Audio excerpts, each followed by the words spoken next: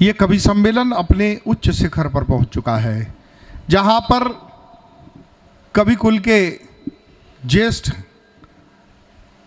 हिंदी कविता के चलते फिरते विश्वविद्यालय परम आदरणीय श्री प्रोफेसर ओमपाल सिंह जी निडर, जिन्होंने ओज से लेकर और खोज तक सारी कविताओं पर अपना एकाधिकार जमा के रखा और बहुत सारी बातें हैं। बस मैं 4 पंक्तियां उनके सम्मान में पढ़ना चाहता हूं।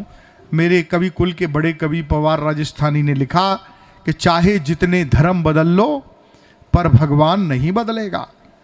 चाहे जितने धर्म बदल लो पर भगवान नहीं बदलेगा। मौसम के तेवर बदलेंगे पर दिनमान नहीं बदलेगा। बदलेगा बस कफन लाश का पर शमशान नहीं बदलेगा। हम बदले या तुम बदलो पर हिंदुस्तान नहीं बदलेगा।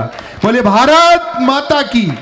आदरणीय प्रोफेसर ओमपाल सिंह जी निडर के चरणों में ये माइक समर्पित करता हूं। एक बार दोनों हाथ उठाकर जोरदार तालियों से आप उनका स्वागत करें।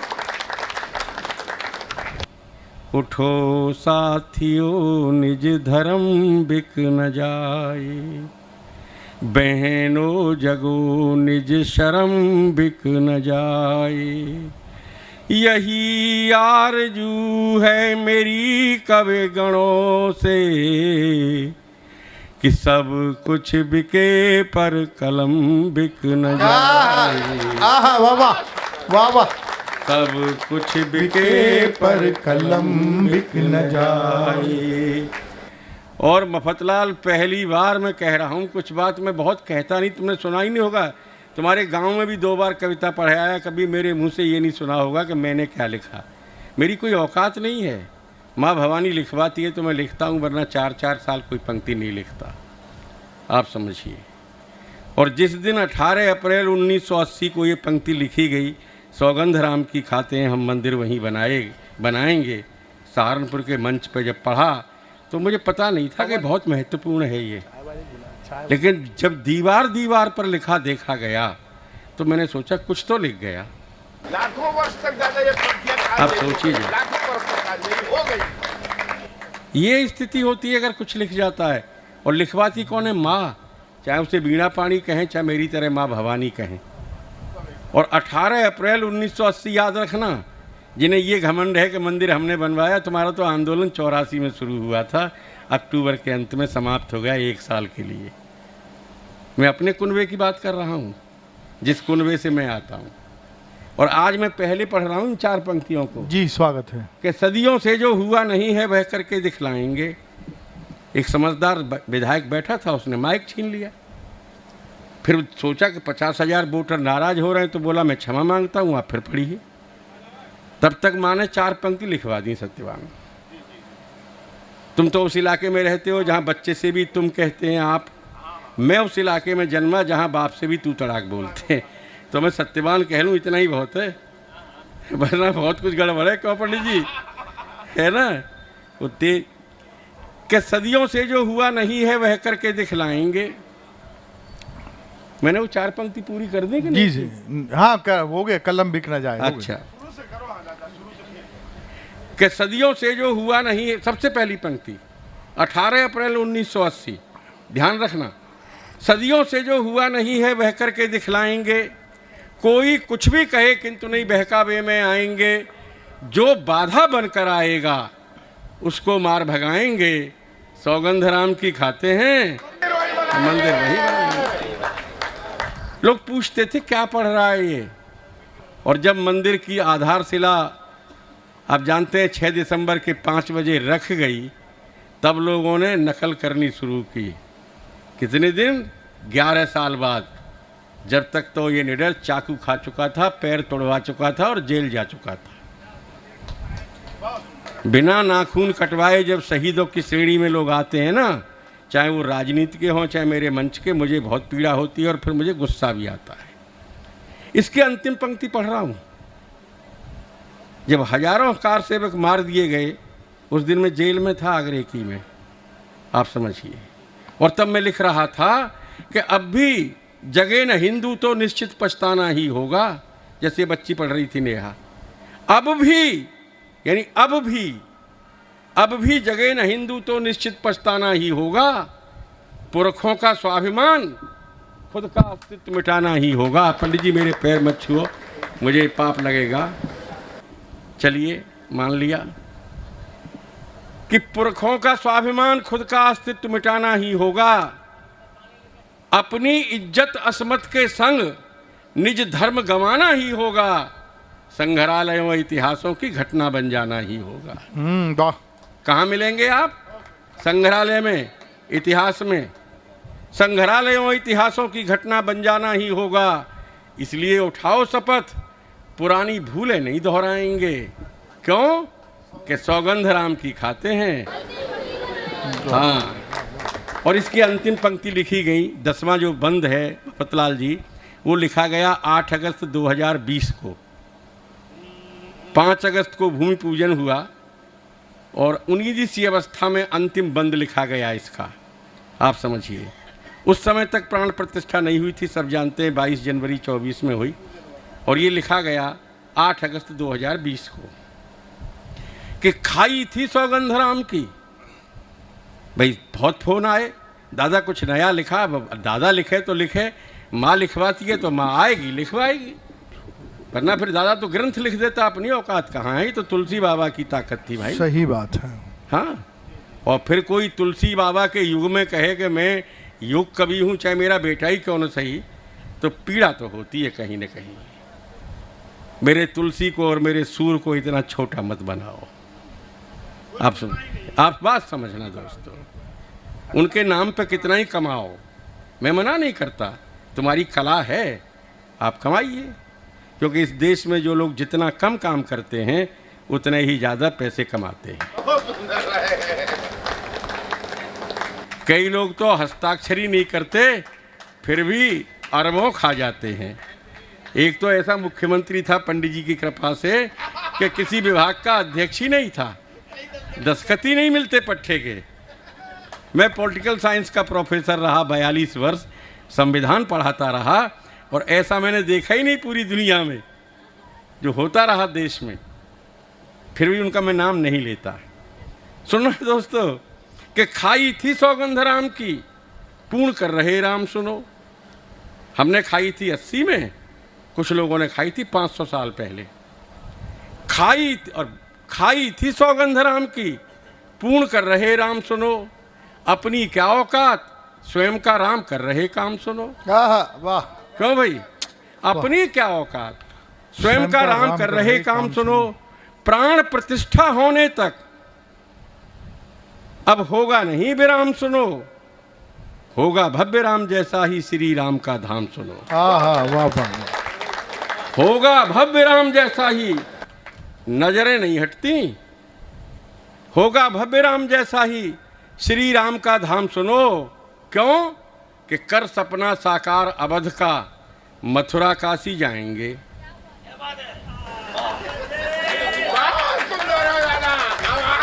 मफतलाल ये कहते थे लोग कि मान लो मंदिर बन गया फिर क्या पढ़ोगे, तो हमने उस दिन कहा मैंने ये पढ़ेंगे जो अब पढ़ रहे हैं। क्या बात है? कि कर सपना साकार अवध का, मथुरा काशी जाएंगे। अब सौगंध श्याम की खाते हैं, हम मंदिर यहाँ भी बनाएंगे। वाह वाह वाह वाह वाह वाह वाह वाह वाह वाह। और दोस्तों 4 पंक्तियाँ और कितनी, 4 पढ़ दें 8 पढ़ दें मफतलाल, गहराई से मत देखो। हाँ, एक कहावत है गांव की कि दतुआ खसम की खांसी हाँसी लागे ना खांसी। तो मालूम ही ना पड़े कि तुम कहना क्या चाहते हो। हाँ भाई, कहाँ जा रहे हो लाला? ये हाँ, ये उठा ले सब, ये पवित्र चीज़ें हैं, ऐसे नहीं गिरनी चाहिए। मैं तो ये कहता हूँ शादी के कार्ड पे किसी भगवान का, देवी का चित्र मत छपवाओ। ये प्रण कर लो अगर चले तो, हालांकि बड़े बूढ़े चलने नहीं देते।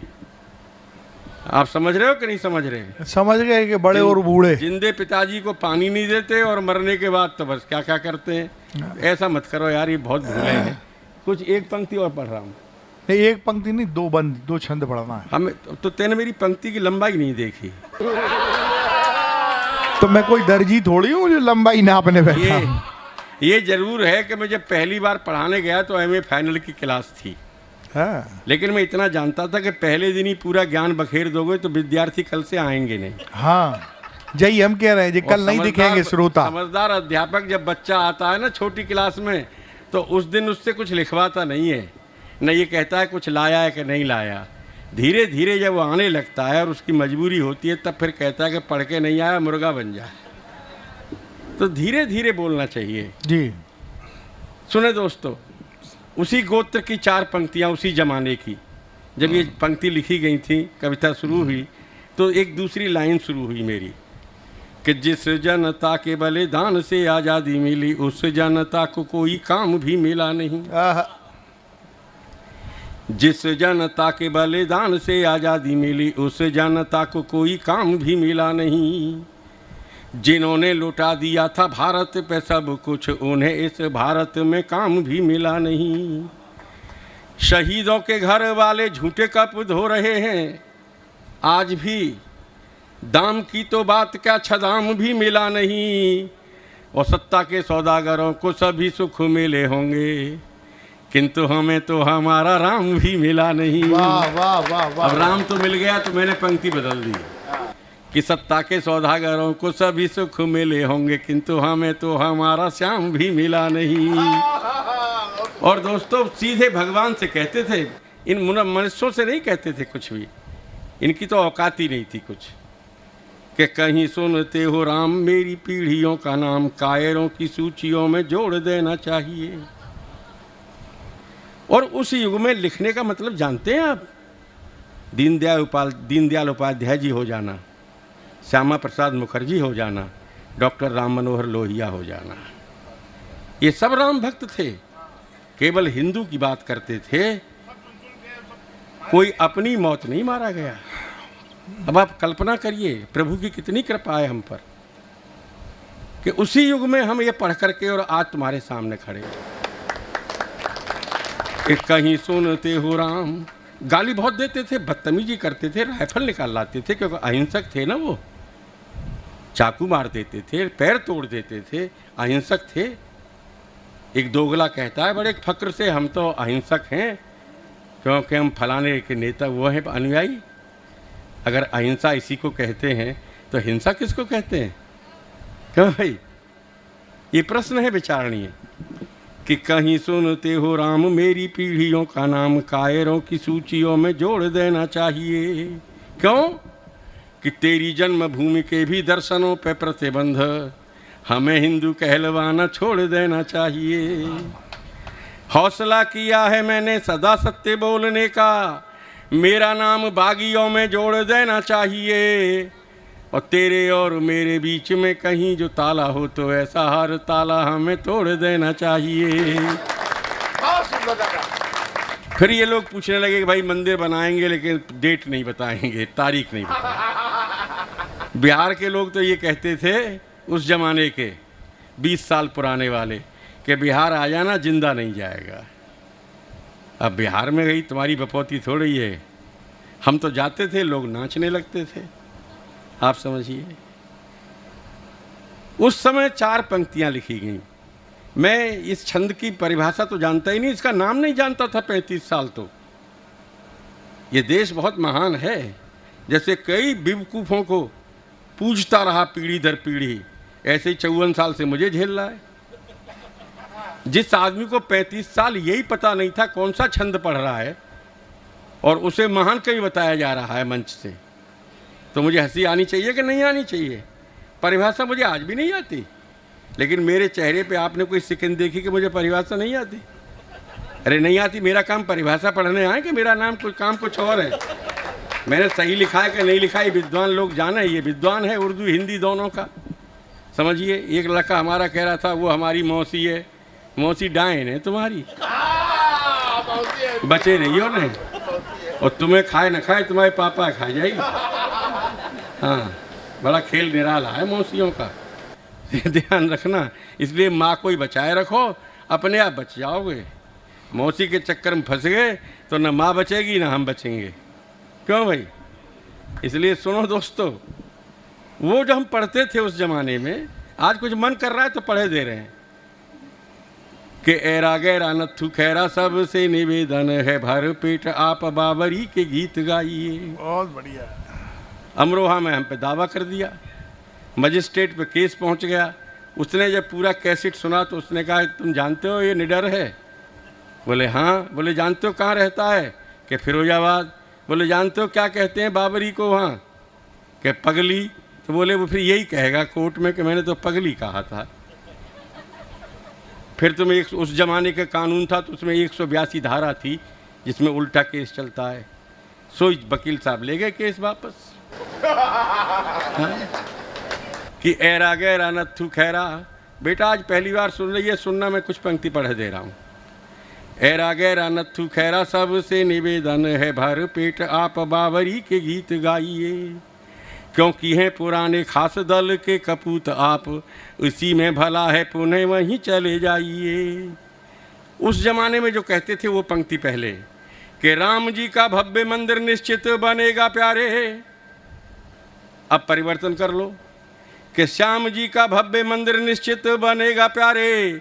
गुंडागर्दी कीजिए या दंगे करवाइए, और बजरंग दल के जवान खड़े स्वागत में, माँ का दूध पिया है तो रोकने को आइए। यही तो झगड़ा होता था। और सुने दोस्तों, झगड़ा बहुत लंबा है ये। इतना लंबा झगड़ा है कि जब मेरे लोगों से पूछते हैं लोग, मेरे मतलब जो मेरे दिल के लोग हैं, कि यार दादा को तुम अपने कार्यक्रम में नहीं बुलाते। बोले दादा नंगा तारा है, आज भी ऐसी बात करता है। कह रहे तुम्हारे गुलाम है, माँ भवानी ने लिखवाया है, उसने हमें भेजा है। हम किसी मनुष्य के गुलाम थोड़ी हैं। और जनता बहुत प्यार करती है। जब तक हमारे मफतलाल जैसे लोग इस क्षेत्र में हैं तब तक हमें चिंता करने की क्या ज़रूरत है। थोड़े पैसे ही तो कम देगा, लेकिन लगेगा अरे आदमी मेरे जैसा हो, 2 दिन रोटी भी न मिले तो झूठे कोई डकार ले ले, लोग समझते खाते पीते घर का यार मूंछ वाला आदमी। आप जरा सोचिए, तो ये कौन देख रहा है कि मुझे क्या मिला है क्या नहीं मिला? ये तो है कि भाई वो आदमी मंच पे तो है यार। क्यों भाई, है या नहीं है? बिना तिकड़म के जो सम्मान से मिल जाए तो सूखी रोटी भी बहुत महत्वपूर्ण है। क्यों भाई? वरना तो हमारा हेमंत बिस्वा शर्मा खड़ा रहा और वो कुत्तों को बिस्किट खिलाता रहा, बेईमान जो आज हार गया। क्यों भाई? सुने दोस्तों, अब मैं नाम तो लेता ही नहीं, तो मेरा क्या बिगाड़ेगा कोई? और अब क्या बिगाड़ेगा? 4 पंक्तियां और पढ़ रहे हैं दोस्तों कि सिर्फ राम लीला करने से न चलेगा काम, राम का चरित्र भी तो जीवन में धारिए। सिर्फ राम लीला करने से न चलेगा काम, राम का चरित्र भी तो जीवन में धारिए। फिर क्यों कि रावण के पुतलों को मारने से क्या मिलेगा, भारत में बैठे हुए रावणों को मारिए। वाह वाह वाह वाह वाह। दिखावे के लिए मत बोलिएगा राम राम, राम का पवित्र चित्र मन में उतारिए। और राम तो रमा है, रोम रोम में मिलेगा राम, एक बार हृदय से राम तो पुकारिए। जय जय श्री राम।